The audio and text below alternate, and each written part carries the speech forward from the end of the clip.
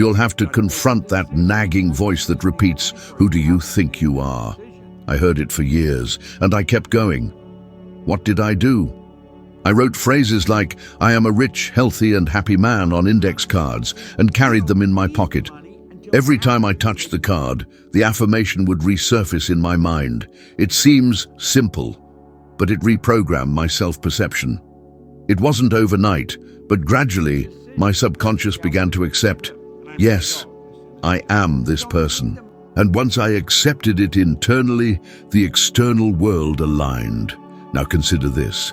How many opportunities have you missed because you didn't think you were good enough? How many no's did you impose on yourself before anyone else even had a chance to say it? It's your self-image talking. And if you don't silence that voice, it will remain your worst enemy. I suggest a simple yet powerful exercise. Today, write down by hand a sentence describing who you want to be in a year. Not what you'll have, but who you will be. For example, I am a prosperous individual who inspires others with my journey. Write it with emotion, as if it were already true. Fold the paper, keep it in your wallet. Every time you touch it, close your eyes and visualize this new version of yourself in detail. And don't stop there. Start acting like that person. Ask yourself, how would this version of me act in this situation? If your current self-image holds you back, your new image will propel you forward. That's the secret. Fake it till you become it. Sounds theatrical? It is, but it's the most powerful theater there is. The mental performance that teaches your brain to believe. Neuroscience confirms this. Studies on neuroplasticity show the brain can't distinguish between what's real and what's vividly imagined. The more you repeat it, the more the brain creates neural pathways, reinforcing this new identity. Look around you. How many people could be better but hold themselves back? Maybe in your own home. Maybe it's you. Quietly, begin to change your internal narrative. If someone laughs, let them laugh. When the results come, they'll have no choice but to ask, "How did you do that?" And you'll remember this conversation. I wasn't special. I was an ordinary man who decided to stop seeing himself as a loser. And I guarantee, if I could do it, so can you. But no one will do it for you. It's an inside-out transformation. Do it right, and the world will rearrange itself to prove you were right about yourself all along. One key difference between those who achieve and those who are constantly putting out fires is the ability to maintain focus. It's astounding how many people treat their minds like vacant lots, open to all sorts of trash. They turn on the TV, scroll through social media, read tragic headlines, listen to gossip, dwell on negative comments from people who have never built anything, and then wonder why they feel exhausted, anxious, unclear, and directionless. I've been there. I left my mind open to everything, like a gate left unlatched, and I paid the price. My energy dissipated, my productivity plummeted, and worst of all, my vibration became misaligned with what I wanted. When I started earning real money, I went to London and blew it in casinos. I found it amusing, playing roulette, losing small fortunes in minutes. I had the focus to earn, but not to conserve. It wasn't a lack of knowledge, it was a lack of disciplined attention. While leaving my mind unfettered, I sabotaged everything I had built. Then I realized making money is easy. Keeping it is an art, and that art is called concentration. Think about how many times you've started a project with enthusiasm only to abandon it due to distractions. How many courses have you paid for but never finished? How many times have you planned to save, only to spend on something unnecessary? It's not bad luck or a lack of willpower. It's a lack of attention management. Your attention is your most valuable currency. Whatever you spend it on grows. Whatever you deny withers. Science has proven that, on average, half of our day is spent with our minds wandering. Half, and the more the mind wanders, the less satisfied a person is with their life. That's why I say, without focus, there's no prosperity. I learned to protect my focus like a vault. I create an environment conducive to it. Do you think I wake up and grab my phone? Never. My day begins with silence. I write down my goals, visualize what I want, and put on music that elevates my vibration. Only then do I open myself to the world. It's simple, but it makes all the difference. And more, I train my mind to stay firm where I decide. Several times a day, I stop, close my eyes, and ask myself, what am I thinking? Is this bringing me closer to or further from what I want? This habit has saved me from falling into distraction traps countless times. Have you ever tried this? Do it for a day. You'll be shocked by the amount of useless thoughts consuming your energy.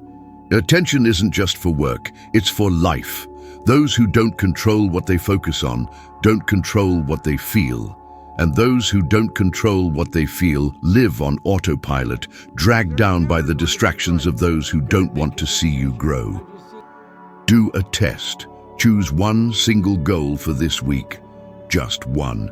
It could be saving a specific amount, exercising daily, or reading 10 pages of a self-help book. Turn off all your phone notifications. If someone needs to talk to you, they'll call. And every time your mind sabotages you, ask, is this bringing me closer to or further from my goal? Answer honestly. If it's taking you further away, return to what matters. Do this for 7 days. Then tell me the results. Many ask me, Bob, how do you manage a global business, give speeches, write books, and still seem calm? It's focus. I'm not smarter than anyone. I'm disciplined in what I let into my mind. I say no to 1,000 good things to say yes to a few extraordinary things. You may not need to manage a global company, but you need to manage your life, and your life is guided by what you choose to look at, listen to, and believe. Don't expect motivation every day. Nobody has it. I have the discipline to do what needs to be done, even without wanting to. And that's the difference between chasing bills and having money working for you while you sleep. If you want to change the game, make your focus a sacred shield. Protect what you listen to, what you see, who you let speak into your ear. Stay close to those who vibrate at the same frequency, and train your brain to finish what it starts. Small tasks completed build confidence. Confidence generates action. Action generates results. Results generate prosperity. At the end of the day, remember, your mind is a garden. If you don't plant purpose, focus, and intention, the weeds of distraction quickly take over. And when that happens, there's no point in blaming the world. The world reflects what you've planted within yourself. I made my choice. I chose to be the master of my focus, and because of that, I'm the master of my destiny. Now it's your turn. Will you protect your attention, or will you continue giving it away to anything that distracts you? You decide. Understanding that everything is energy, everything is vibration, revealed a truth that changed my perception of people. Every relationship is a reflection of the frequency I emit. This explains why good people are sometimes surrounded by those who drag them down. You want to prosper, but you're surrounded by people who complain about everything, who say making money is sinful, that rich people are thieves, and that success is just luck. This energy contaminates your vibration, and you don't even realize it. I saw this happen to me countless times. In the beginning, when I was a firefighter in Toronto, my colleagues would say, "You're dreaming too big, Bob. Be content. This is good enough." And I, without realizing it, absorbed that negativity. Until studying this law, I thought, why am I seeking advice on prosperity from those who have never prospered? It was like a slap in the face. And you, how many times do you do that? Ask about business from someone who's never started one. Ask about happiness from someone who spends their days complaining. As I shifted my internal vibration, I began attracting different people. That's how I found mentors who changed my life. Earl Nightingale, Val van der Walle, and many others. I didn't seek them out. I became someone who vibrated at their frequency, and that attracted those connections into my life. Oprah Winfrey is a living example of this. Born into poverty, she suffered abuse and faced racism. But from a young age, she told herself she wanted to be heard by millions. She vibrated so high on the frequency of positive influence that who needed to appear, appeared. Mentors, opportunities, investors, and those who didn't align with her dream were left behind. Had she not made that selection, she would have been swallowed by the voices that said she wasn't good enough. I see so many talented people giving up because they listen too much to those who don't vibrate at the same frequency. They want to be healthy, but live with people who make fun of diets and exercise. They want to be rich, but only find those who speak poorly of money. They want to be happy in love, but insist on surrounding themselves with people who don't believe in healthy relationships. It doesn't work. Remember, you're not a tree. If you don't like the soil you're planted in, lift your roots and change your terrain. I did that, and with each change, my life took a leap forward. I remember it like it was yesterday. In the early 70s, I was at a small seminar, and I met someone who was instrumental in the next step of my business. If I had stayed home, listening to the same negative neighbors, nothing would have changed. But I chose to be where people who thought big were. I know you might think, but Bob, I can't choose my family, my co-workers. I understand. It's not always possible to physically distance yourself, but you can emotionally shield yourself. When I'm around those who vibrate at a frequency of scarcity, I think, that's their reality, not mine. I don't accept it into my field, and when the conversation becomes toxic, I change the subject. I distance myself. I don't feed it. It's simple, but it works. Do an exercise. List 3 people who elevate your energy, those who, after talking to them, you feel lighter, more inspired. Now list 3 who do the opposite, those who, after 10 minutes, seem to have sucked your vitality. In the coming weeks, spend more time with the first 3 and limit contact with the other 3. If you can't avoid them, prepare your mind beforehand. Visualize a wall of light around you. Breathe deeply, and don't absorb their negativity. You will practically feel how much this changes your mood, your ideas, your productivity. I have no doubt. Every successful person I've met understood this profoundly. It's not arrogance to choose who you associate with. It's respect for your energy. I learned not to be afraid to say no to invitations, partnerships, or conversations that don't align with the life I'm building. I say no to good things to say yes to excellent things. One final thought. Be prepared to lose people. Not everyone will understand your shift in vibrations. Some will laugh, others will try to bring you back down to their level. Thank them, but move on. I lost friends that way, and I gained a life I never imagined possible.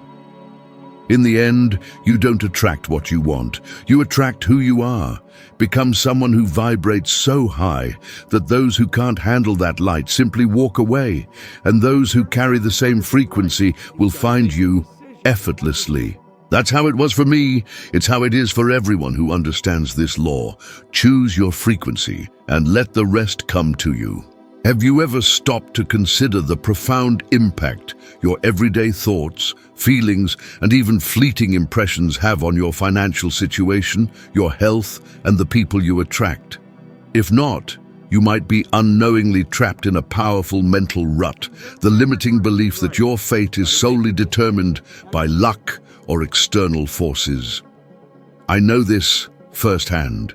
For years, I was stuck in that very trap, until I unlocked a secret I'm about to share. The universe at its core is vibrational energy. Every thought, every emotion, every cell in your body radiates a specific frequency.